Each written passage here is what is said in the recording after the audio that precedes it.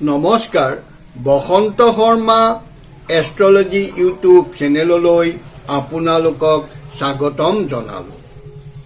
কেতিয়াবা আমাৰ শৰীৰৰ কোনো অংশ কঁপি উঠে, স্পন্দন হয় বা নাচি উঠে।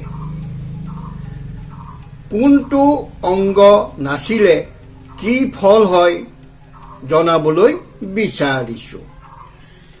মূৰত নাচিলে সন্মান প্ৰাপ্তি হয়, কপালত নাচিলে ধন লাভ হয়, সো চকু নাচিলে সংগ লাভ আৰু ৰোগ হয়, বাও চকু নাচিলে বিবাদ অৰ্থক্ষয় হয়,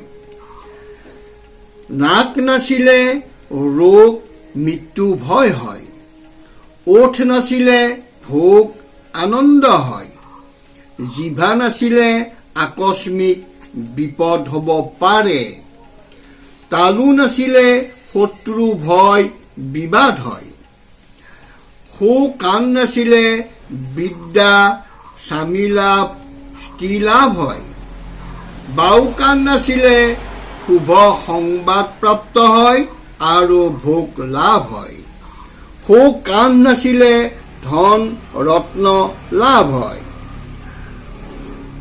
বাও কাণ নাচিলে ৰোগ দুখ বিপদ হয়, ডিঙি নাচিলে ৰোগ সুখাদ্য ভোজন লাভ হয়, আগ স্তন নাচিলে ধন লাভ হয়, বাও স্তন নাচিলে শত্ৰু ভয় হয়, সো হাত নাচিলে বল বৃদ্ধি ধন লাভ হয়, বাও হাত নাচিলে ধনক্ষয় বিবাদ হয়, পিঠি নাচিলে ৰোগ হানি ক্ষতি হয়, নাভি নাচিলে ভ্ৰমণ হয় ৰোগ হয়, সো ভৰি নাচিলে ভ্ৰমণ ধনলাভ হয়, বাও ভৰি নাচিলে আঘাত হয়, গুজ্জ নাচিলে দৰিদ্ৰতাৰ আগমন হয়। ভিডিঅ'টো চাই যদি ভাল পালে লাইক কৰিব। সকলোকে নমস্কাৰ জনাইছো। কুশলে থাকক। ধন্যবাদ।